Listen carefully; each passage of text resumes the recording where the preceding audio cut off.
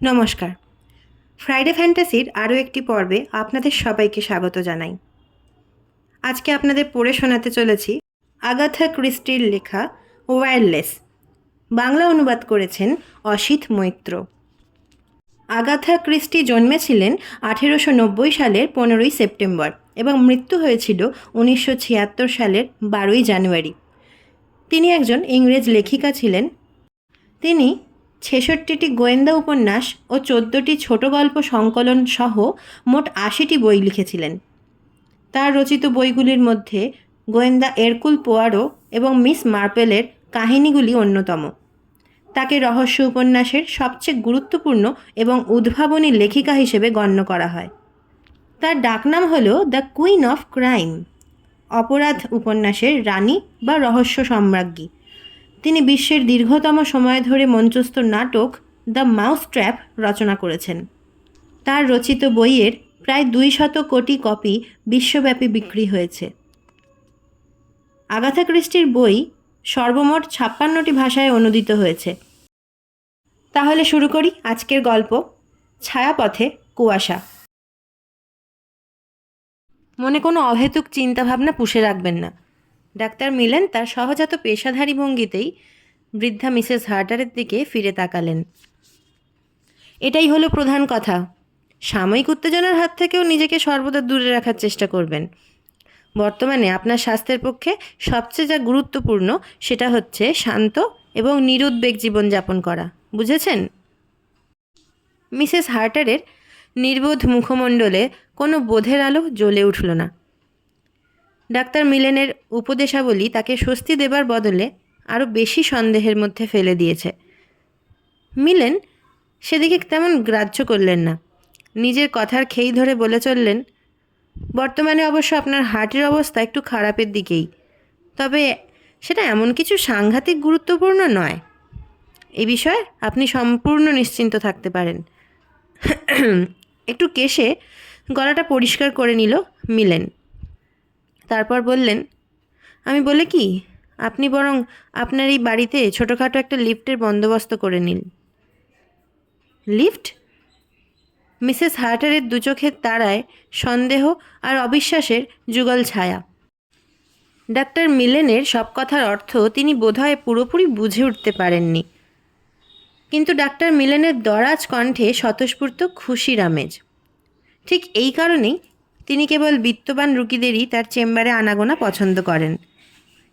এদের রোগ প্রতিকারের দাবাই বাতলানোর সময় যথেষ্ট কল্পনা শক্তির প্রয়োগ করতে হয়। তার কাছে এটা বিশেষ মানসিক আনন্দের খেলার সামিল, এবং এই খেলাতেও তিনি বিশেষ আনন্দ পেয়ে থাকেন। হ্যাঁ, একটা লিফট। মৃদুমন্দ মাথা নাড়লেন মিলেন। তার সৌম্য মুখে প্রশান্ত স্নিগ্ধ আমেজ। মনে মনে তিনি অবশ্য আরও চমকপ্রদ কোনো দাওয়াইয়ের কথা চিন্তা করছিলেন, কিন্তু এই মুহূর্তে লিফটের চেয়ে বেশি মুখরোচক তিনি আর কিছু খুঁজে পেলেন না। এর ফলে প্রতিদিন সিঁড়ি ভাঙার পরিশ্রমটা বেঁচে যাবে। অবশ্য কিছু কিছু এক্সারসাইজও আপনার শরীরের পক্ষে প্রয়োজন। সেজন্যে বিকেলের দিকে খোলা মাঠে খানিকটা হেঁটে বেড়ান। সিঁড়ি ভেঙে ওঠানামা করাটা যতদূর সম্ভব এড়িয়ে চলাই ভালো। আর সবশেষে আমি আবার আপনাকে স্মরণ করিয়ে দিতে চাই, মনটাকে সারাক্ষণ খোলামেলা রাখুন। কোনো রকম ভাবনা চিন্তায় ভারাক্রান্ত হওয়ার সুযোগ দেবেন না। শরীরের চেয়ে মনের মধ্যেই অসুখ বেশি করে বাসা বাঁধে। মিসেস হার্টারের দুঃসম্পর্কের ভাইপো চার্লস রিজওয়ে পাশের চেয়ারে বসেছিল। মিলেন তার দিকে একবার ফিরে তাকালেন। আপনি আমায় ভুল বুঝবেন না মিস্টার রিজওয়ে। আপনার আন্টি আরও অনেক অনেক বছর বেঁচে থাকতে পারেন, কিন্তু তাকে কখনো উত্তেজিত হয়ে উঠতে দেবেন না। তিনি খুব শান্তভাবে জীবন যাপন করবেন, তাই বলে তাকে দিনভর ঘরের মধ্যে বসিয়ে রাখাও আমি যুক্তিপূর্ণ মনে করি না। যতটা সম্ভব প্রফুল্ল রাখার চেষ্টা করবেন তাকে। তার মনটাকে দৈনন্দিন পারিপার্শ্বিক থেকে বিচ্ছিন্ন করে রাখবেন, কেমন?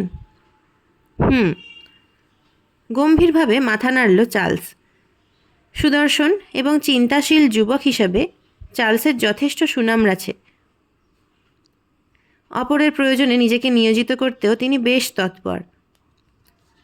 সেদিন সন্ধেবেলা চার্লস প্রথম রেডিওর প্রসঙ্গ উত্থাপন করল। ওর পিসি শ্রীমতী হার্টারের বয়স প্রায় 75। সন্তানহীনা এই বিধবা প্রচুর বিত্তের মালিক, তবে তিনি কিছুটা সাবেকি ধরনের। আধুনিক যুগের চালগুলো তিনি ঠিকমতো বরদাস্ত করতে পারেন না। এই যুগের সাজসজ্জা বা আচার ব্যবহার কোনো কিছুই তার মনঃপূত হয় না। তিনি নিজেই সর্বময় কর্ত্রী, তাই এই বিষয়ে তাকে বাধা দেওয়ার মতনও কেউ নেই। সেই জন্যে ডাক্তার মিলেনের মুখে লিফটের কথা শুনে তিনি রীতিমতো বিচলিত হয়ে পড়েন। এখন ভাইপো চার্লসের এই রেডিওর প্রস্তাবে তিনি আরও ক্রুদ্ধ হয়ে উঠলেন এবং নিজের মনোভাব প্রকাশ করতেও তার মধ্যে কোনো দ্বিধার লক্ষণ দেখা গেল না। না না, তোদের এই রেডিও ফেডিও আমি আদৌ পছন্দ করি না। এক রাশ বিরক্তি সহকারে তিনি তার অভিব্যক্তি প্রকাশ করলেন। বিশেষ করে বিদ্যুৎ তরঙ্গ আমার দুর্বল স্নায়ুর ওপর উল্টো রকম প্রতিক্রিয়ার সৃষ্টি করতে পারে। চার্লস কিন্তু একেবারে নাছোড়বান্দা। বেতার যন্ত্রের নানাবিধ গুণাগুণ সম্পর্কে সাড়ম্বরে বক্তৃতা শুরু করে দিল পিসির কাছে, এবং এর ফলে যে কোনো রকম ক্ষতির সম্ভাবনা নেই সে কথাও বুঝিয়ে দিল ব্যাখ্যা করে। বিদ্যুৎ তরঙ্গের দুর্গম ক্রিয়াকলাপের ব্যাপারে মিসেস হার্টারের বিশেষ কোনো জ্ঞান ছিল না, তবু তিনি তর্কের খাতিরেই নিজের অভিমতকে আঁকড়ে ধরে রইলেন। তোদের ওসব আধুনিক বিজ্ঞান আমি বুঝি না বাপু, তবে বিদ্যুৎ তরঙ্গ যে কারোর শরীরের ওপর বিরূপ প্রতিক্রিয়া সৃষ্টি করে তাতে কোনো ভুল নেই। এই যেমন আমার কথাই ধর না, কাছাকাছি কোনো বাজ টাজ পড়ার আগে আমার প্রচণ্ড মাথা যন্ত্রণা করে। এটাও ওই বিদ্যুৎ তরঙ্গেরই ফল। চার্লস কিন্তু এত সহজে হাল ছেড়ে দেওয়ার পাত্র নয়। নিজের ওপর তার আস্থা অটল। দেখো পিসি, ডাক্তার মিলেন বলে দিয়েছেন তোমাকে সারাক্ষণ হাসিতে খুশিতে ভরিয়ে রাখতে। তোমার মনটা দৈনন্দিন পারিপার্শ্বিক থেকে বিচ্ছিন্ন করে রাখাই আমার একান্ত প্রয়োজন। এ সমস্তই তোমার হৃদযন্ত্রের অসুখ। আমার দৃঢ় বিশ্বাস রেডিও এই ব্যাপারে খুব সাহায্য করবে। এতে যদি সত্যিই তেমন কোনো অসুবিধে বোধ করো তখন না হয় জিনিসটা অন্য কোথাও সরিয়ে দিলেই চলবে। অনিচ্ছা সত্ত্বেও মিসেস হার্টারকে শেষ পর্যন্ত ভাইপোর প্রস্তাবে রাজি হতে হলো। ডাক্তারের পরামর্শ মতো বাড়িতে একটা লিফটের ব্যবস্থাও করলেন তিনি। এই সমস্ত ব্যাপারে চার্লসের আগ্রহ যেন সবচেয়ে বেশি। পরের দিনই দোকান থেকে দামি একটা রেডিও সেট কিনে আনলো। মিসেস হার্টার জীবনে এই প্রথম নিজের হাতে রেডিও সেট নেড়েচেড়ে পরীক্ষা করে দেখলেন। প্রথম দর্শনে জিনিসটা তার কাছে খুবই কদাকার এবং বদখত বলে মনে হতে লাগলো। অনেকক্ষণ ধরে সন্দেহজনক দৃষ্টিতে বাক্সটার দিকে তিনি তাকিয়ে রইলেন। তবে চার্লসের তাতে কোনো ক্লান্তি নেই। প্রবল উৎসাহের সঙ্গে তার পিসিকে বেতার যন্ত্রের বিভিন্ন কলাকৌশল সম্পর্কে বোঝাতে শুরু করলো। নব ঘুরিয়ে ঘুরিয়ে স্টেশন ধরল নানান দেশের। এখন শোনো, নিউ ইয়র্ক বেতার কেন্দ্র থেকে সমবেত যন্ত্রসঙ্গীত পরিবেশিত হচ্ছে। আবার নব ঘোরালো চার্লস। এবারে শোনো, প্যারি থেকে প্রচারিত হচ্ছে স্থানীয় সংবাদ। ব্যাপারটা একবার ভেবে দেখো, কোথায় নিউ ইয়র্ক আর কোথায় প্যারি, অথচ মাত্র এক নিমেষের ব্যবধান। এবারে রবসনের দরাজ গলার যে গানটা শুনতে পাচ্ছ সেটা কিন্তু ভেসে আসছে সুইডেন থেকে। এবার শোনো জাপানের লোকসঙ্গীত। সারা পৃথিবীটা হাতের মুঠোয় পেয়েও মিসেস হার্টার খুব একটা প্রীত হয়েছেন বলে মনে হলো না। যদিও চার্লসের আগ্রহ দেখে তার মুখে হাসি ফুটল। দূর সম্পর্কের এই ভাইপোটিকে তিনি যথেষ্ট স্নেহ করেন। ছেলেটিরও পিসিয়ন্ত প্রাণ। পিসির সার্বিক সুখ স্বাচ্ছন্দ্যের দিকেই যেন তার চোখ দুটো সারাক্ষণ মেলে রেখেছে। কোথাও এতটুকু পান থেকে চুন খসতে দেয় না। এর আগে তিনি আপন বঞ্ঝি মেরিকে নিজের কাছে এনে রেখেছিলেন। ইচ্ছে ছিল মেরিকেই তিনি তার যাবতীয় বিষয় সম্পত্তি দিয়ে যাবেন। আইন মোতাবেক উইলও তৈরি করিয়েছিলেন সেইভাবে। কিন্তু শেষমেশ নিজের এই বঞ্ঝিটিকে তার ঠিক মনে ধরল না। মেয়েটা বড্ড জেদি আর একরোখা প্রকৃতির। কারোর কোনো কথার ধার ধারে না, নিজের খেয়াল খুশি মতো চলে। কিছু বলতে গেলে উল্টে আরও 5টা কথা শুনিয়ে দেয়। এসবও হয়তো ক্রমে ক্রমে মানিয়ে নেওয়া যেত, কিন্তু মেরি যেদিন কাউকে কিছু না জানিয়ে নিজের পছন্দ মতো একটা ছেলেকে বিয়ে করে বসলো, তখন এই বঞ্ঝির বেয়াদপি তিনি কিছুতেই বরদাস্ত করতে পারলেন না। সেই থেকেই মেরির সঙ্গে তার ছাড়াছাড়ি। তারপর তিনি দূর সম্পর্কের ভাইপোর চার্লসকে নিজের কাছে ডেকে পাঠালেন। চার্লস তখন ব্রিংহামের এক বৈদ্যুতিক যন্ত্রপাতির দোকানে সামান্য মাইনের চাকরি করত। পিসির তলব পেয়ে তল্পিতল্পা গুটিয়ে সোজা লন্ডনে এসে হাজির হলো। ছেলেটার স্বভাব চরিত্র মোটেই মেরির মতন নয়। বেশিক্ষণ মিসেস হার্টারের কাছে বসে থাকতে মেরির মতো বিরক্ত বোধ করতো না। ফাঁক পেলেই সরে পড়তো মেরি এদিক ওদিক। অপরপক্ষে চার্লস এই বুড়ি পিসির সঙ্গ যেন ছাড়তেই চায় না, তাকে সারাক্ষণ হাসিতে খুশিতে ভরিয়ে রেখে দেয়। আর এ ব্যাপারে চার্লসের জুড়ি মেলা ভার। কত মজাই না করতে পারে ছেলেটা। এর সপ্তাহখানিক বাদে মিসেস হার্টার তার অ্যাটর্নি মিসেস হপকিনসনের কাছে একটা চিঠি লিখলেন। তিনি তার পুরনো উইলের বদলে নতুন উইল তৈরি করবেন, আর সেই জন্যেই এই জরুরি আহ্বান। প্রথম প্রথম এই নতুন রেডিও সেটটাকে বৃদ্ধা তেমন সুনজরে দেখেননি। কেবলমাত্র চার্লসের প্রবল জেদের ফলেই এমন একটা জিনিস তিনি বাড়িতে ঢুকতে দিয়েছেন। কিন্তু ধীরে ধীরে এই বিদঘুটে যন্ত্রটার প্রতি তার এক ধরনের আকর্ষণ জন্মাতে শুরু করলো। একা একা সময় কাটানোর পক্ষে বস্তুটি খুবই কার্যকর। সন্ধেবেলা চার্লস যখন বাড়িতে থাকে না, তখন তিনি আরামকেদারায় গা এলিয়ে দিয়ে রেডিওতে প্রোগ্রাম শোনেন। আজকাল এটা যেন তার একরকম অভ্যেসে দাঁড়িয়ে গেছে। এই রেডিও কেনার মাস তিনেক বাদেই সেই অবিশ্বাস্য রোমাঞ্চকর ঘটনার প্রথম সূত্রপাত। চার্লস তখন বাড়ি ছিল না। সন্ধেবেলা প্রাত্যহিক অভ্যেস মতো মিসেস হার্টার চোখ বুজে যন্ত্রসঙ্গীত শুনছিলেন। ঠিক শুনছিলেন বলা চলে না, কারণ তার দু চোখে কিছুটা তন্দ্রার আবেশও ঘনিয়ে এসেছিল। হঠাৎ ধীরে ধীরে যন্ত্রসঙ্গীত থেমে গেল। তার বদলে বেতার যন্ত্রের বুক চিরে একটা অস্পষ্ট রহস্যময় কণ্ঠস্বর ফুটে উঠল। জুলি, জুলিয়েট, তুমি শুনতে পাচ্ছ?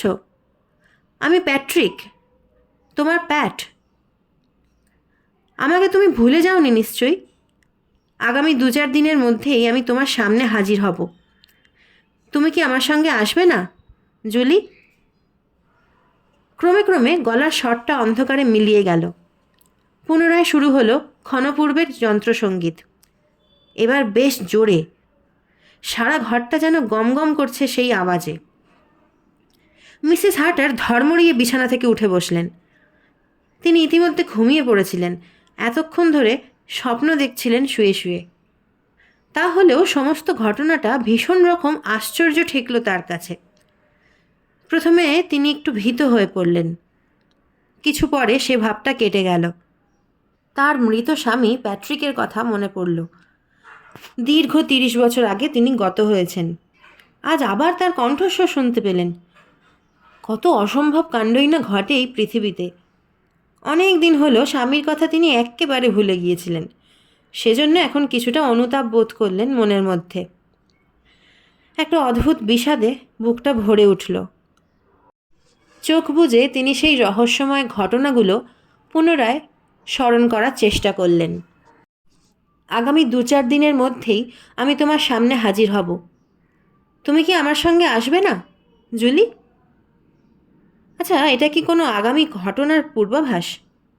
অবচেতন মনে কি তিনি কোনো নিকট ভবিষ্যৎকে প্রত্যক্ষ করছেন? তাই হয়তো হবে।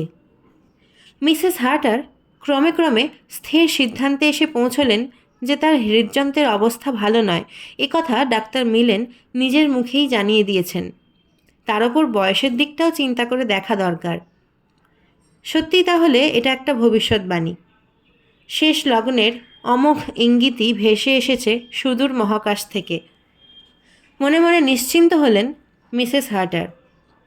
তার দু চোখের দৃষ্টি এক ধূসর কুয়াশায় ঘনিয়ে এলো। ডাক্তারের কথা শুনে লিফটের পেছনে অযথা এতগুলো টাকা খরচ করে বসলেন। আসলে এসবের কোনো প্রয়োজন ছিল না তার। এ প্রসঙ্গে কারোর সঙ্গে তিনি কোনো আলোচনা করলেন না। শুধু দিন কয়েক নিজের মনে চিন্তামগ্ন হয়ে রইলেন। সংসারের অন্য কাজে তার কোনো মনোযোগ নেই। সব কিছুই চলেছে আপন খেয়ালে। তিনি কেবল দূরে সরে গেছেন সকলের কাছ থেকে। পঞ্চম দিনে আবার সেই আগের ঘটনার পুনরাবৃত্তি ঘটল। সেদিনও তিনি একাই তার ঘরে বসেছিলেন। আকাশে বাতাসে আসন্ন সন্ধ্যার আমেজ।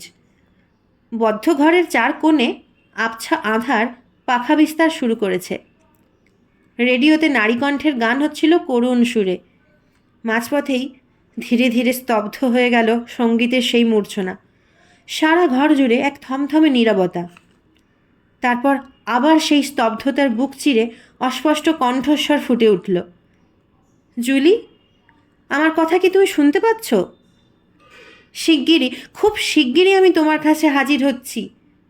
তুমি কি আমার প্রতীক্ষায় থাকবে না জুলি? একটু একটু করে হাওয়ায় মিলিয়ে গেল সেই ভৌতিক কণ্ঠস্বর। নারী কণ্ঠের বিষাদ করুণ সুরে সারা ঘর ভরে উঠল। মিসেস হার্টার ঘাড় ফিরিয়ে ঘড়ির দিকে তাকালেন। দেওয়ালে টাঙানো সাবেক আমলের জাপানি ঘড়িতে এখন 5:38। তিনি যে এতক্ষণ তন্দ্রাচ্ছন্ন ছিলেন না তাতে কোনো ভুল নেই। খুব নিখুঁতভাবেই তিনি তার বিগত স্বামীর কণ্ঠস্বর শুনতে পেয়েছেন। এতে দ্বিধা দ্বন্দ্বের লেশমাত্র থাকতেই পারে না। বেতার যন্ত্রের শব্দতরঙ্গ সম্পর্কে চার্লস তার কাছে কিছু জ্ঞানগর্ভ আলোচনা করেছিল। এই মুহূর্তে সেটাও তিনি স্মরণে আনার চেষ্টা করলেন। মহাশূন্যের মধ্যে দিয়েই নাকি ভেসে আসে এই তরঙ্গ এবং বেতার যন্ত্রের মাধ্যমে তা ধরা পড়ে। চার্লস আর যেসব কথা বলেছিল তার এক বর্ণও তিনি বুঝতে পারেননি, বোঝার কোনো তাগিদও অনুভব করেননি সেদিন। তাহলে পরলোকগত প্যাট্রিক যদি তার সঙ্গে যোগাযোগ স্থাপন করতে চান তবে তিনি এই বেতার যন্ত্রের মাধ্যমেও করতে পারেন। তার কণ্ঠস্বরটাও তো সেই রকমই মনে হলো। হয়তো বহু যোজন দূর থেকে ভেসে আসার ফলেই শব্দের এমন বিকৃতি ঘটেছে। মনে মনে এখন যেন সব কিছুর একটা কার্যকারণ সম্পর্কে যুক্তি খুঁজে পেলেন মিসেস হার্টার। ব্যাপারটা এই রকম ঘটা সম্ভব। পরলোকগত স্বামী প্যাট্রিক তার সঙ্গে কথা বলছেন। মিসেস হার্টারের সম্ভবত শেষ দিন আগত প্রায়। সেই কথাটি তিনি জানিয়ে দিতে চাইছেন স্ত্রীকে। তার ফলে অন্তিম লগ্নটির জন্য মিসেস হার্টার নিজেকে প্রস্তুত করে নেওয়ার সুযোগ পাবেন। জীবনের ওপারে চলে গেলেও তার স্বামী তাকে এখনও ভুলতে পারেননি। ভাবনায় চিন্তায় তিনি কিছুটা অন্যমনস্ক হয়ে পড়েছিলেন। এমন সময় দৌড় ঠেলে পরিচারিকা এলিজাবেথ ভেতরে ঢুকল। তার হাতে ধরা ট্রের ওপর গরম দুধের গ্লাস। এলিজাবেথকে দেখে ঈষৎ উৎফুল্ল হলেন মিসেস হার্টার। প্রায় 20 বছর হয়ে গেল তার বাড়িতে কাজ করছে এলিজাবেথ। মেয়েটার স্বভাব চরিত্র বেশ ভালো। কাজকর্মের মধ্যে একটা সহজাত আন্তরিকতার স্পর্শ রয়েছে। তাছাড়া এই বৃদ্ধা কর্ত্রীটিকেও সে খুব ভালোবাসে। সেবা যত্নের কোনো ত্রুটি সে ঘটতে দেয় না। অবশ্য এলিজাবেথকেও তিনি একেবারে ফাঁকি দেবেন না, সেই কথাটি জানিয়ে দিলেন তাকে। এলিজাবেথ, আমি যদি 2-4 দিনের মধ্যেই মরে যাই তবে তোর ভবিষ্যতের জন্য পাকাপাকি একটা বন্দোবস্ত করে দিয়ে যাব। ভর সন্ধ্যেবেলা এসব কী অলুক্ষণে কথা তুমি মুখে আনছো? এখনও তুমি অনেক অনেক দিন বাঁচবে। এখন ধরো এই দুধটুকু খেয়ে নাও তো। বেশি দেরি করলে আবার ঠান্ডা হয়ে যাবে, তখন আর মুখে তুলতে পারবে না। স্মিত হাসলেন মিসেস হার্টার। আমার বয়সটাও কি খুব কম হলো মনে হচ্ছে? গত নভেম্বরে 75 পেরিয়ে গেছে। আর কতদিনই বা মানুষ পৃথিবীতে বেঁচে থাকে? বয়স হলেই যে টুক করে মরে যেতে হবে এমন দুনিয়ায় এই বাঁধা ধরা নিয়ম নেই। আমার এক দিদিমা 103 বছর বেঁচেছিলেন। তুমি এখন এইসব ভাবনা চিন্তা ছেড়ে অন্যদিকে মন দাও তো। এলিজাবেথ কথাগুলো বলল। মাঝপথে আলোচনায় ছেদ টেনে দ্রুত পায়ে ঘর ছেড়ে বিদায় নিল এলিজাবেথ। তার পদক্ষেপে বিক্ষোভের সুর কানে বাজে। কর্ত্রীর কথা শুনে সে যে অসন্তুষ্ট হয়েছে সেটা বুঝে নিতে অসুবিধা হয় না। এলিজাবেথের চলে যাওয়ার পথের দিকে সস্নেহ দৃষ্টিতে চোখ তুলে তাকিয়ে রইলেন মিসেস হার্টার। মেয়েটার বুদ্ধিশুদ্ধি কিছু কম, তবে খুবই সরল। তার উইলে এলিজাবেথের জন্য 500 পাউন্ড তিনি দিয়ে গিয়েছিলেন, কিন্তু এখন ভেবে দেখলেন পরিমাণটা আরও কিছু বাড়ানো দরকার। এলিজাবেথের নিরলস সেবার পক্ষে সেই অঙ্কটা বড় কম হয়ে যাচ্ছে। পরের দিন সকালেও এই একই চিন্তা তাকে বিব্রত করে তুলল। এলিজাবেথের ভবিষ্যতের জন্যে প্রকৃতই কিছু করা দরকার। বাজারে জিনিসপত্রের দরদাম যে হারে চড়তে শুরু করেছে, তার কাছে 500 পাউন্ডের মূল্য নিতান্তই নগণ্য। অঙ্কটাকে বাড়িয়ে পুরোপুরি 1000 করে দেওয়াটাই যুক্তিসঙ্গত। তার সঙ্গে এলিজাবেথের মাস মাইনের জমানো টাকা যোগ করলে সংখ্যাটা নেহাত কম দাঁড়াবে না। সিদ্ধান্তটা মনে আসার সঙ্গে সঙ্গে তিনি অ্যাটর্নি মিস্টার হপকিনসনকে একটা চিঠি লিখে জানালেন ভদ্রলোক যত শিগগির সম্ভব মিসেস হার্টারের নতুন উইলটা একবার যেন তার কাছে পাঠিয়ে দেওয়ার ব্যবস্থা করেন।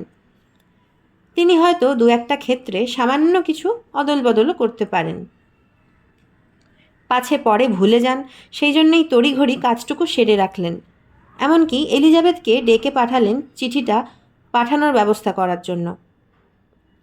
বিকেলে প্রাত্যহিক চায়ের আসরে চার্লস আচমকা প্রশ্ন করল, আচ্ছা পিসিমা, নিচে ড্রয়িং রুমে বাঁদিকের জানলার মাথায় মোটা গোঁফওয়ালা রাগি রাগি চেহারার যে ভদ্রলোকের ছবি টাঙানো রয়েছে, তিনি আসলে কে?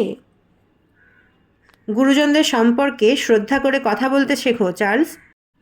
মিসেস হার্টারের চোখ মুখ হঠাৎ গম্ভীর থমথমে হয়ে উঠল। তিনি তোর স্বর্গত পিসে মশাই, আজ থেকে 30 বছর আগে দেহ রেখেছেন। ওহো, তাই বুঝি? আমতা আমতা করতে লাগলো চার্লস। আমি সত্যিই দুঃখিত, আসলে কথাটা আমি এভাবে বলতে চাইনি। কিন্তু কিন্তু কিন্তুটা কি? দু চোখে সচকিত প্রশ্ন নিয়ে মিসেস হার্টার চার্লসের দিকে ফিরে তাকালেন। না না, সে কিছু নয়। চার্লস নিজেকে সামনে নেওয়ার চেষ্টা করল। ব্যাপারটা কেমন যেন আশ্চর্যজনক ঠেকল। সেই মুহূর্তে মিসেস হার্টার এই অবাঞ্ছিত প্রসঙ্গ আর দীর্ঘতর করতে চাইলেন না। তবে রাত্রের ডিনারের পর চার্লসকে একা পেয়ে আবার তিনি বিষয়টার উত্থাপন করলেন। চার্লস, বিকেলে তুই আমায় কি যেন একটা বলতে গিয়েও থেমে গেলি, তোর পিসেমশাইয়ের ওই ছবিটা সম্পর্কেই। চার্লসকে কিছুটা বিব্রত মনে হলো। না মানে, ঘটনাটা খুবই অবিশ্বাস্য। নিশ্চয়ই আমার কোনো দেখার ভুল হবে। তবে গতকাল সন্ধ্যাবেলা আমি যখন গেট ঠেলে ভেতরে ঢুকছি, তখন হঠাৎ ওপর দিকে দৃষ্টি পড়ে গেল। মনে হলো দোতলার বারান্দায় আবছা অন্ধকারের মধ্যে কে যেন দাঁড়িয়ে আছে। ব্যাপারটা তখন বিশেষ গ্রাহ্য করিনি, ভেবেছিলাম বাবুর্চি বা খানসামাদের মধ্যে কোনো আত্মীয় স্বজন এসে থাকবে হয়তো। কিন্তু আজ সকালে ড্রয়িং রুমে বসে যখন একটা চিঠি লিখছিলাম, তখন হঠাৎ ওই ছবিটার দিকে আমার নজর পড়ল। মনে হলো গতকাল সন্ধে আবছা অন্ধকারের মধ্যে আমি যাকে দাঁড়িয়ে থাকতে দেখেছিলাম, তার চেহারার সঙ্গে এই ছবিটার অনেক মিল রয়েছে। তবে এখন বুঝতে পারলাম সবটাই আমার দেখার ভুল। কোনো কিছুর ছায়া দেখেই হয়তো তাৎক্ষণিক একটা দৃষ্টি বিভ্রম ঘটেছিল। কারণ পরে বাবুর্চি বা খানসামার কাছে খোঁজ নিয়েছিলাম, বাইরের কোনো লোক কালকে এ বাড়িতে আসেনি। নিশ্চয়ই অন্য কোনো সময় ড্রয়িং রুমের ওই ছবিটা আমি দেখে থাকব। এর ফলেই অবচেতন মনে এমন একটা দৃশ্যের কল্পনা করে নিয়েছিলাম। মিসেস হার্টার এই প্রসঙ্গে আর কোনো উচ্চবাচ্য করলেন না। চোখে মুখেও নিরাসক্তির ছাপটুকু নিখুঁতভাবে ধরে রাখলেন। যদিও তার হৃদয়ের গভীরে উদ্বেগের অন্ত নেই। চার্লস বিদায় নেওয়ার পর আরাম কেদালায় গা এলিয়ে দিয়ে তিনি অনেকক্ষণ একা একা স্থির চিত্তে বসে রইলেন। পরের দিন সন্ধ্যাবেলা চার্লস বাড়ি ছিল না। মিসেস হার্টার উদ্গ্রীব হয়ে রেডিও খুলে বসলেন।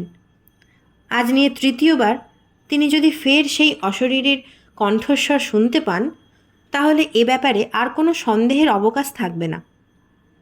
নিশ্চিতভাবে প্রমাণিত হবে যে স্বর্গীয় স্বামী প্যাট্রিক পরিচিত পৃথিবীর বাইরে অন্য কোনো জগৎ থেকে যোগাযোগ স্থাপনের চেষ্টা করছেন। মিসেস হার্টারের হৃৎপিণ্ড যদিও দ্রুত লয়ে ধুকপুক করতে শুরু করেছিল, তাহলেও বিগত দুদিনের সেই ভৌতিক ঘটনার পুনরাবৃত্তিতে তিনি আজ খুব বেশি বিচলিত হয়ে পড়েননি। প্যাট্রিকের কণ্ঠস্বর আগের মতোই খসখসে, ভাঙা ভাঙা। জুলি, জুলিয়েট, ইতিমধ্যে তুমি নিশ্চয়ই মনে মনে নিজেকে প্রস্তুত করে নিয়েছ। আগামী শুক্রবার আমি তোমার কাছে আসব। শুক্রবার ঠিক রাত 9:30টায়।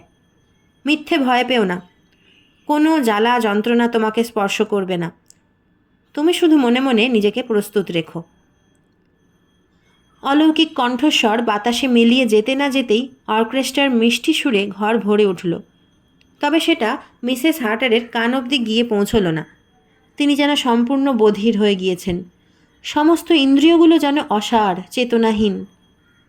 মিনিট 2-3 এভাবে প্রস্তর মূর্তির মতো বসে রইলেন মিসেস হার্টার।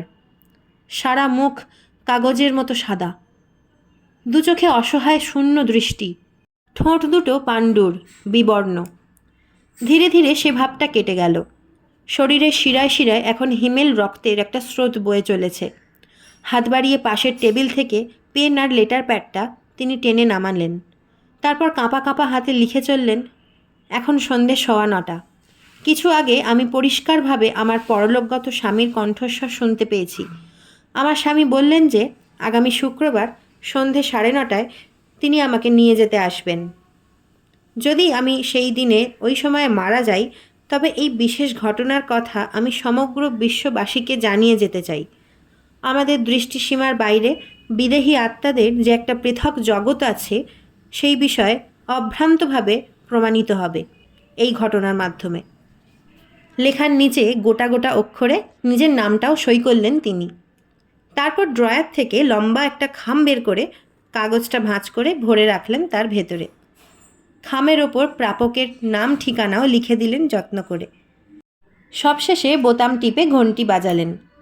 মিনিট খানেক বাদে দৌড় ঠেলে এলিজাবেথ ঘরে ঢুকল। দেখ এলিজা, মিসেস হার্টার বললেন, আমি যদি আগামী শুক্রবার সন্ধেবেলা মারা যাই, তবে এই খামটা তুই ডাকে পাঠিয়ে দিবি। খামের ওপর ডাক্তার মিলেনের নাম ঠিকানা লেখা আছে, দেখিস ভুলে যাসনি যেন। এলিজাবেথ প্রতিবাদের সুরে কি একটা যেন বলতে যাচ্ছিল, কিন্তু ও মুখ খোলার আগেই তিনি হাত নেড়ে থামিয়ে দিলেন এলিজাবেথকে। তোর ওই ন্যাকা ন্যাকা বকবকানি এখন বন্ধ করতো, আমার এই কথাটা খুবই জরুরি। তা তুই একবার বলেছিলি না, কখনো সখনো মানুষ তার ভবিষ্যৎ আগে থেকে দেখতে পায়? এখানে ধর এরকমই কিছু একটা ঘটেছে। হ্যাঁ, আর একটা কথা, আমার আগের উইলে তোর জন্য আমি 500 পাউন্ড বরাদ্দ রেখেছিলাম। এখন সেটা বাড়িয়ে দ্বিগুণ করে দেব বলে ঠিক করেছি। এ বিষয়ে ব্যবস্থা নেওয়ার জন্য একটা চিঠিও লিখেছিলাম মিস্টার হপকিনসনকে, কিন্তু তার আগেই যদি কোনো অঘটন ঘটে যায়, সেই কারণে চার্লসকে জানিয়ে যাব ব্যাপারটা। এলিজাবেথ বেশ রাগত ভঙ্গিতেই দুপদাপ করে পা ফেলে ঘর ছেড়ে বেরিয়ে গেল। মিসেস হার্টার কিন্তু ভুললেন না। পরের দিন সকালেই চার্লসকে ডেকে কথাটা খুলে বললেন। পিসির কথা শুনে চার্লস তো হেসেই খুন। তোমার অত ভাবনা চিন্তা কি বলো তো পিসি? ডাক্তার মিলেন তো স্পষ্ট বলেই দিয়েছেন, তোমার হার্টের অবস্থা এখন খুব ভালোর দিকেই।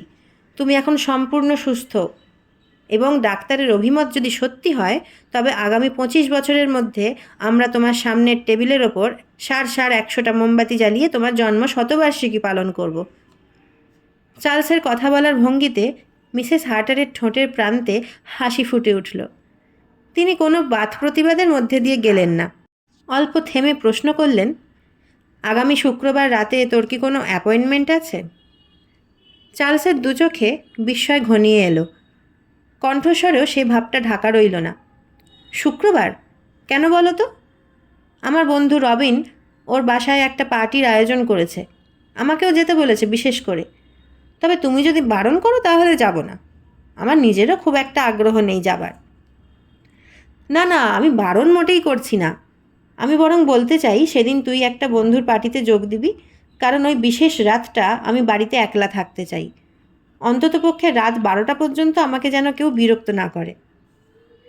কিছুক্ষণ অবাক দৃষ্টিতে চার্লস ওর বৃদ্ধা পিসির দিকে মুখ তুলে তাকিয়ে রইল। তবে তার মুখ দেখে এই রহস্যের কোনো পাঠোদ্ধার সম্ভব হলো না। মিসেস হার্টারের মুখাবয়ব আগের মতোই শান্ত ও নির্বিকার। এই লুকোচুরি খেলায় আর কাউকে সঙ্গী হতে দিতে তিনি রাজি নন। শুক্রবারের সন্ধেটা বড় বেশি নীরব নিস্তব্ধ হয়ে দেখা দিল। শীতটাও এবার যেন বেশ জাঁকিয়ে পড়েছে, হাড়ের ভেতর পর্যন্ত কাঁপুনি ধরিয়ে দেয়। নিজের ঘরে আরাম কেদারায় গা এলিয়ে একা একা শুয়েছিলেন মিসেস হার্টার। ঠিক পায়ের নিচে সাবেক আমলের তাপচুল্লির মধ্যে নীল আগুনের শিখা লকলক করছে। তার ফলেই একটা আরামদায়ক উষ্ণ আবহাওয়ার সৃষ্টি হয়েছে ঘরের মধ্যে। সারা বাড়িতে দ্বিতীয় কোনো জনপ্রাণীর চিহ্ন নেই। দাসদাসীদের প্রত্যেককেই তিনি আজ ছুটি দিয়েছেন। এই বিশেষ মুহূর্তটিতে সম্পূর্ণ একা থাকাই তার আন্তরিক অভিপ্রায়। সারা বিকেল ধরে তিনি আর এলিজাবেথ দুজনে মিলে নানাবিধ জিনিসপত্রের গোছগাছ করেছেন। কোনো কারণে দৈবাৎ যদি তার মৃত্যু ঘটে, তাহলে এই আসবাবপত্রের মধ্যে কে কোনটা পাবে তারও একটা তালিকা তৈরি হয়েছে 2 পাতা জুড়ে।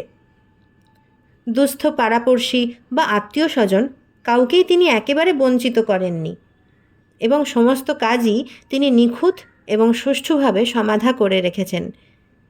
ইহলোকের হিসেব নিকেশ চুকিয়ে অজ্ঞাত লোকে যাত্রা করার জন্যে তিনি এখন মানসিকভাবে সম্পূর্ণ প্রস্তুত।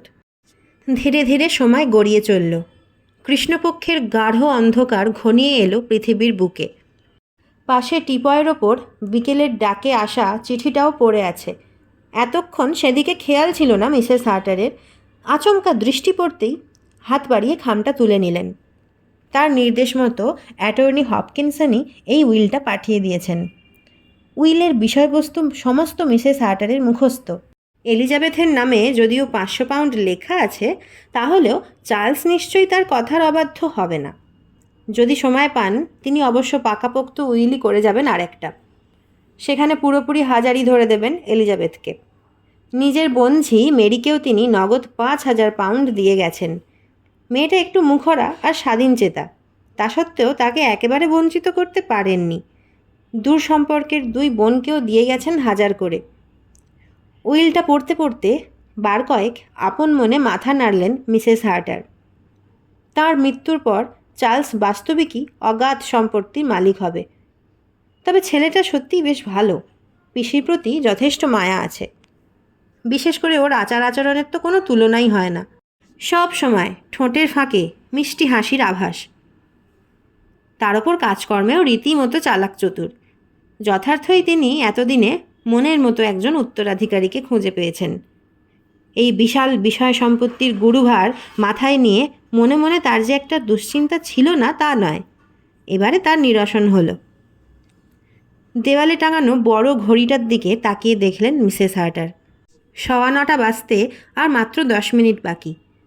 যদিও সেজন্যে তার মনে কোনো ক্ষোভ নেই, তিনি এখন সর্বতোভাবে প্রস্তুত। তার হৃদয়টাও এখন শান্ত হ্রদের মতোই নিস্তরঙ্গ। দীর্ঘ সময়ের সাঁকো পেরিয়ে তিনি এখন জীবনের শেষ প্রান্তে এসে দাঁড়িয়েছেন। দূরে কোথাও ঠং করে শব্দ হলো একটা। আর মাত্র 4 মিনিট সময় আছে হাতে। রেডিওতে কে যেন বেহালার ঝড় টানছিল। তার অনুষ্ঠান শেষ হয়ে গেল। এখন সান্ধ্যকালীন আবহাওয়া সংবাদ। অচিরেই ঘোষকের কণ্ঠস্বর ধ্বনিত হবে। তবে তার পরিবর্তে মিসেস হার্টার প্যাট্রিকের পরিচিত কণ্ঠস্বরেরই প্রতীক্ষা করে রইলেন।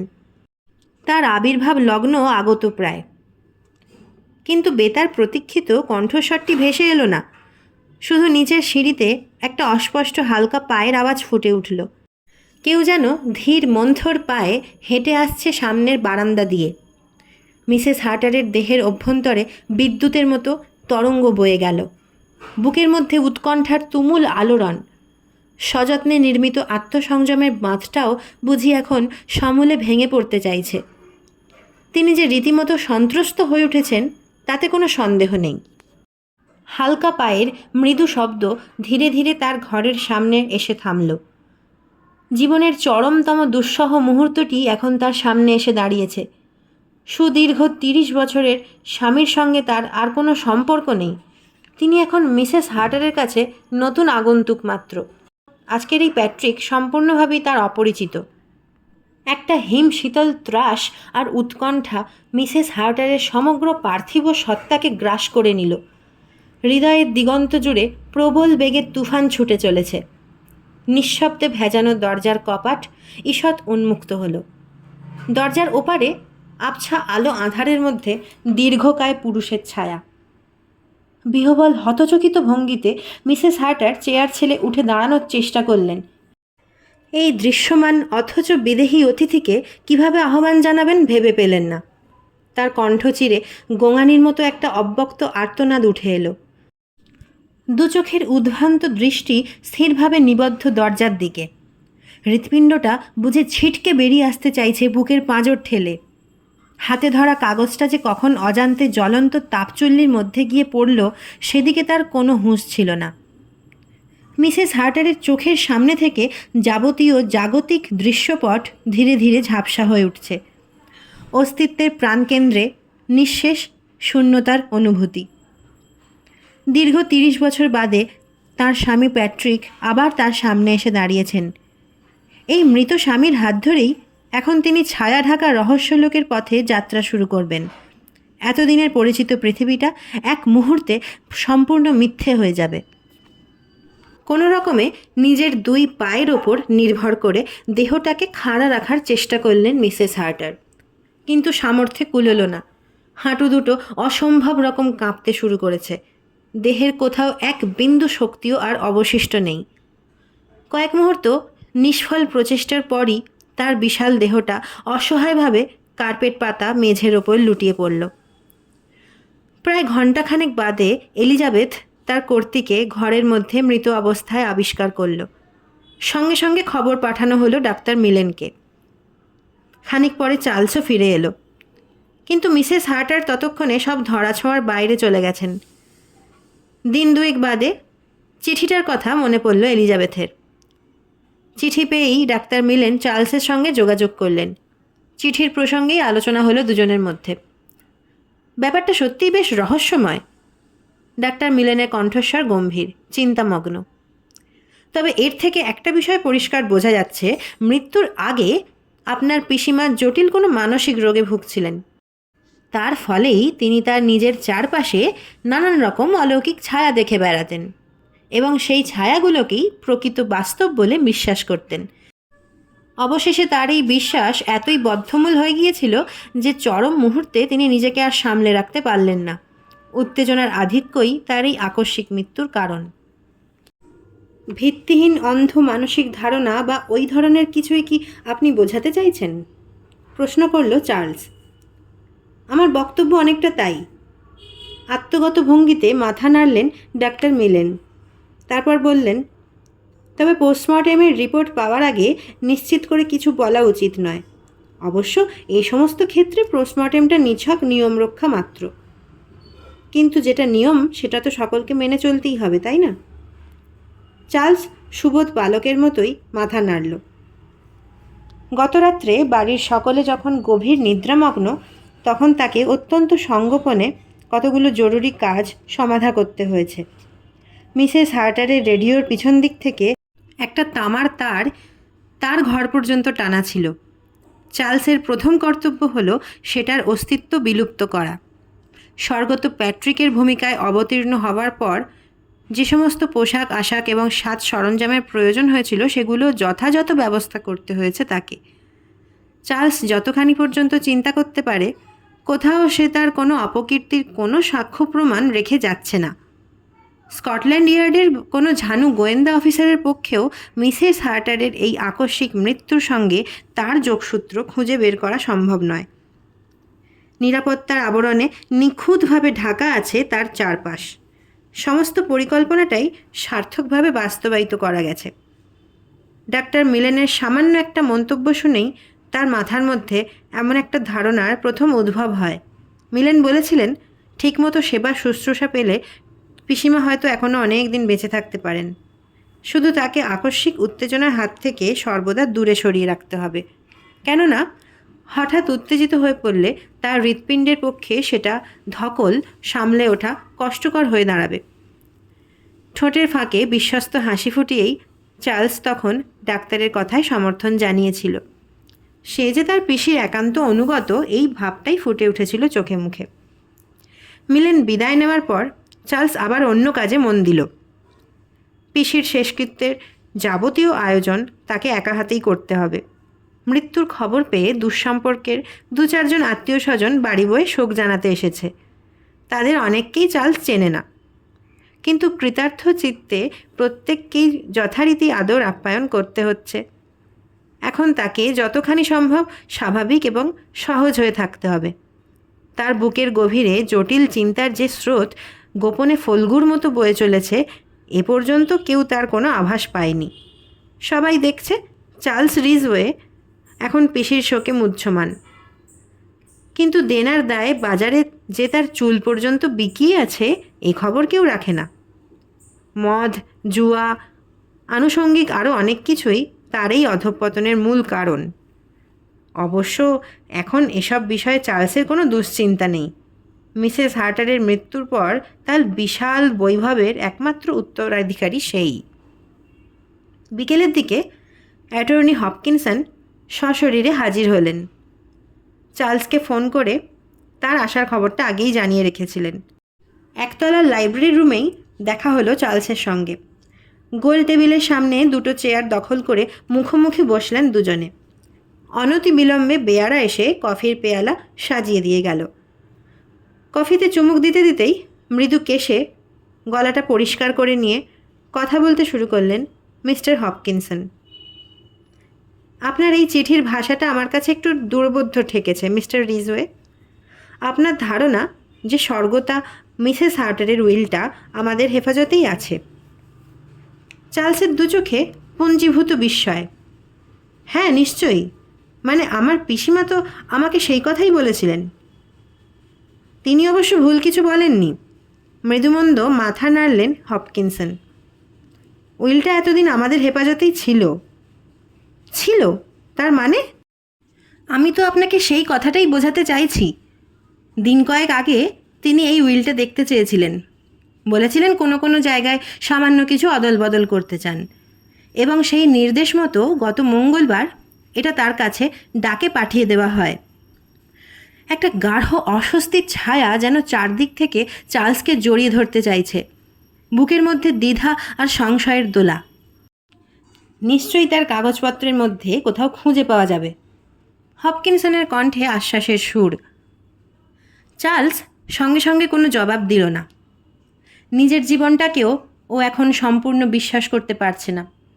মিসেস হার্টারের যাবতীয় কাগজপত্রই ইতিমধ্যে তন্ন তন্ন করে খুঁজে দেখেছে, কোথাও কোনো উইলের হদিশ পায়নি। এই বিষয়ে পুরোপুরি নিশ্চিত। নিজেকে সামলে নিতে মিনিট কয়েক সময় লাগলো চার্লসের। অবশেষে ধীরে ধীরে ও কথাটা খুলে বলল। এমনকি নিজের কণ্ঠস্বরও ওর কাছে এখন অপরিচিত ঠেকছে।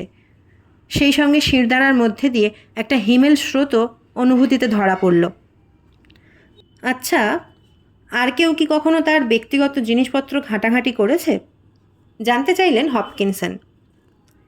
আমি ছাড়া একমাত্র এলিজাবেথই সবসময় পিসির কাছাকাছি থাকতো। তাছাড়া আর কেউ তো... তাহলে একবার এলিজাবেথকেই ডেকে পাঠান। ওর হয়তো এ ব্যাপারে কিছু জানা থাকতে পারে। 2-4 মিনিট বাদেই ভেজানোর দরজা ঠেলে এলিজাবেথ সামনে এসে দাঁড়ালো। ওর পরনে কালো পোশাক, চোখে মুখে শোকের ছায়া স্পষ্ট। উদ্গত অশ্রুকে প্রাণপণে চেপে রেখেই অ্যাটর্নির প্রশ্নের উত্তর দিল সে। উইল যে কী বস্তু সেটা ওর জানা আছে, এবং ওর কর্তৃর কাগজপত্রের মধ্যে থেকে এ ধরনের কোনো কিছুই সে খুঁজে পায়নি।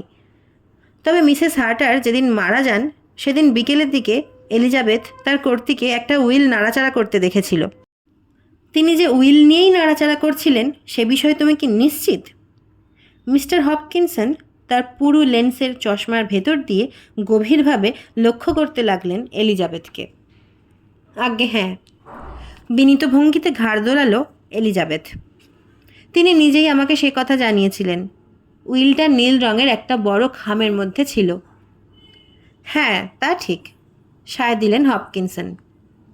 এখন আমার মনে পড়ছে, মিসেস হার্টারের মৃত্যুর পরের দিন সকালে একটা বড় নীল রঙের খাম টেবিলের ওপর পড়ে থাকতে দেখেছিলাম। তবে খামের মধ্যে কোনো কাগজপত্র ছিল না। আমি খামটা আবার ডেস্কের মধ্যে রেখে দিই। হ্যাঁ হ্যাঁ, খামটা আমিও দেখেছিলাম, ঘাড় নেড়ে সায় দিল চার্লস। তারপর কিছুটা ব্যস্ত পায়েই বেরিয়ে গেল ঘর ছেড়ে। মিনিট 2 বাদে খামটা হাতে নিয়ে ফিরে এলো। মিস্টার হপকিনসন সেটা নিজের হাতে পরীক্ষা করে দেখলেন। এই খামটাই আমি সেদিন ডাকে পাঠিয়েছিলাম, উইলটা এর মধ্যেই ছিল। দুজনের দৃষ্টি একসঙ্গে এলিজাবেথের মুখের ওপর গিয়ে পড়ল। সেই দৃষ্টিতে সন্দেহ আর অবিশ্বাসের ছায়া। আমাকে কি আপনাদের কোনো দরকার আছে? নম্র সুরে জানতে চাইল এলিজাবেথ। আপাতত কোনো প্রয়োজন নেই, তুমি এখন নিজের কাজে যেতে পারো। এলিজাবেথ দরজার দিকে পা বাড়ালো। 1 মিনিট দাঁড়াও। মিস্টার হপকিনসন আবার তাকে ডাকলেন। মিসেস হার্টারের ঘরে কি কোনো আগুনের বন্দোবস্ত ছিল? আজ্ঞে হ্যাঁ, ঠান্ডাটা তার মোটেই সহ্য হতো না। সেই জন্যে প্রত্যেক দিন বিকেলে তার ঘরের তাপচুল্লিটা আমি নিজের হাতে জ্বালিয়ে দিয়ে আসতাম। তিনি সেই আগুনের ধারে বসেই সময় কাটাতেন। ধন্যবাদ, এখন আর কিছু জানার নেই। এলিজাবেথ নিঃশব্দে ঘর ছেড়ে বেরিয়ে গেল। চার্লসের দু চোখে জটিল চিন্তার ছায়া। তার দুটো হাতই যেন থরথর করে কাঁপতে শুরু করেছে। আপনি কি ভাবছেন? এ সম্পর্কে আপনার ধারণাটাই বা কী? মিস্টার হপকিনসনের সারা মুখ গম্ভীর, থমথমে। আমার এখনও দৃঢ় বিশ্বাস উইলটা নিশ্চয়ই কোথাও খুঁজে পাওয়া যাবে। আর নিতান্তই যদি খুঁজে না পাওয়া যায়, হ্যাঁ সত্যি যদি ওটা না পাওয়া যায়, দেখুন মিস্টার রিজওয়ে, এর একটিমাত্র সমাধানই সম্ভব। আপনার পিসিমা হয়তো উইলটা নষ্ট করে ফেলার জন্যেই ওটা চেয়ে পাঠিয়েছিলেন। কিন্তু কেন? একটা চাপা আর্তনাদ বেরিয়ে এলো চার্লসের গলা দিয়ে। এর কারণ? মিস্টার হপকিনসন মৃদু কাশলেন। আচ্ছা, সম্প্রতি আপনাদের দুজনের মধ্যে কোনো মনোমালিন্য বা? না না, কখনো না। চার্লসের প্রায় শ্বাসরুদ্ধ হওয়ার উপক্রম। বরাবরই তিনি আমাকে অত্যন্ত স্নেহ করতেন। একদিনের জন্যেও আমি তার কথার অবাধ্য হইনি। ধীরে ধীরে মাথা নাড়লেন মিস্টার হপকিনসন। তার দু চোখের উদাসীন দৃষ্টি এখন খোলা জানলার ফাঁক দিয়ে বাগানের দিকে নিবদ্ধ। অ্যাটর্নি হপকিনসন যে তার মুখের কথা পুরোপুরি বিশ্বাস করতে পারছেন না, চার্লস তা বুঝতে পারল। কিন্তু এ ব্যাপারে তার কিচ্ছু করার নেই। সে সম্পূর্ণ নিরুপায়। তার কত মিথ্যেই না লোকে এতদিন সত্যি ভেবে গ্রহণ করেছে, কিন্তু আজ এই মুহূর্তে তার মুখের একটি সত্যি কথা একজনকে সে বিশ্বাস করাতে পারছে না। একেই বলে নিয়তি। তার পিসিমা নিশ্চয়ই উইলটা পুড়িয়ে ফেলার জন্য চেয়ে পাঠাননি। কিন্তু চার্লসের চিন্তাধারা অকস্মাৎ মাঝপথে থেমে গেল। একটা ছবিও যেন অস্পষ্টভাবে তার মানসপটে ধরা দিচ্ছে। শেষ সময় মিসেস হার্টারের হাতে কিছু একটা ধরা ছিল, এ সম্পর্কে কোনো সন্দেহ নেই। এবং স্বর্গত প্যাট্রিকের নকল ছায়ামূর্তি দেখে তিনি এত চমকে উঠেছিলেন যে সেটা তার হাত থেকে পড়ে গিয়েছিল তাপচুল্লির মধ্যে। উত্তেজনার আধিক্যে চার্লস তখন ব্যাপারটা তেমন গ্রাহ্য করেনি। উইলটা যদি আদৌ আর পাওয়া না যায়? চার্লসের কণ্ঠস্বর ঘর ঘরে ভাঙা ভাঙা। বছর 5-7 আগে মিসেস হার্টার আর একটা উইল করেছিলেন, সেটা এখনও আমাদের হেফাজতেই আছে। সেক্ষেত্রে সেটাই আসল উইল বলে ধরা হবে। সেই উইলে তিনি তার বন্ধী মেরিকেই সমস্ত বিষয় সম্পত্তি দিয়ে যান। মেরি? তার এত পরিশ্রম, এত কলা কৌশল, সব কি মেরির জন্য? অথচ চার্লস যাকে কোনোদিন চোখের দেখাও দেখেনি। কি বিচিত্র লীলায় ভরা এই পৃথিবী! তার এই মানসিক দিশেহারা অবস্থার মধ্যেই ফোনটা ঝনঝনিয়ে বেজে উঠল। বিহ্বল ভঙ্গিতে হাত বাড়িয়ে রিসিভারটা কানের ওপর তুলে নিল চার্লস। অপর প্রান্ত থেকে মিলেনের অমায়িক কণ্ঠস্বর ভেসে এলো। কে? Mister Ridgeway? আমি ডাক্তার মিলেন বলছি। আপনাকে একটা খবর জানানোর আছে। এইমাত্র পোস্টমর্টেমের রিপোর্ট আমার হাতে এসে পৌঁছেছে। আকস্মিক উত্তেজনার ফলেই হার্ট ফেল করে তার মৃত্যু হয়েছে, এতে আমার কোনো দ্বিমত নেই। কিন্তু তার হার্টের অবস্থা সম্পর্কে আমি আগে যে ধারণা করেছিলাম প্রকৃত সত্য সম্পূর্ণ তার বিপরীত। হাজার চেষ্টা করেও মিসেস হার্টারকে আর বেশি দিন বাঁচিয়ে রাখা সম্ভব ছিল না। বড়জোর মাস 2-3 তিনি এই পৃথিবীতে টিকে থাকতে পারতেন, কিন্তু কালান্তক সমন একেবারে যে তার শিয়রে এসে দাঁড়িয়েছিল। শুনলাম পিসির আকস্মিক মৃত্যুতে আপনি মনে মনে খুবই মুষড়ে পড়েছেন। সেই কারণেই খবরটা তাড়াতাড়ি আপনাকে জানিয়ে দিলাম। আশা করি এই খবরের পর আপনি কিছুটা মানসিক সান্ত্বনা খুঁজে পাবেন। কোনো মন্তব্য না করেই রিসিভারটা টেবিলের ওপর নামিয়ে রাখল চার্লস। ওর দেহের সমস্ত শক্তি এখন নিঃশেষিত হয়ে গেছে। ঝাপসা চোখের সামনে ফাঁসির দড়িটাই শুধু দাঁড়িয়ে আছে বিষাক্ত ফনা তুলে। মিস্টার হপকিনসন তাকে ডেকে কি একটা যেন বললেন, তা ওর কানে গিয়ে পৌঁছলো না। তার বদলে অব্যক্ত একটা গোঙানির শব্দই কেবল বেরিয়ে এলো চার্লসের বুকের পাঁজর ঠেলে। শেষ হলো আজকের গল্প, আগাথা ক্রিস্টি রচিত ওয়্যারলেস। বাংলা অনুবাদ ছায়াপথে কুয়াশা। গল্পটা কেমন লাগলো কমেন্ট করে জানাতে ভুলবেন না। ভালো লাগলে একটা লাইক, শেয়ার এবং সাবস্ক্রাইব করে আমার চ্যানেলের পাশে থাকবেন। ফিরে আসছি পরের পর্বে নতুন কোনো গল্প নিয়ে। ততদিন ভালো থাকবেন, সুস্থ থাকবেন।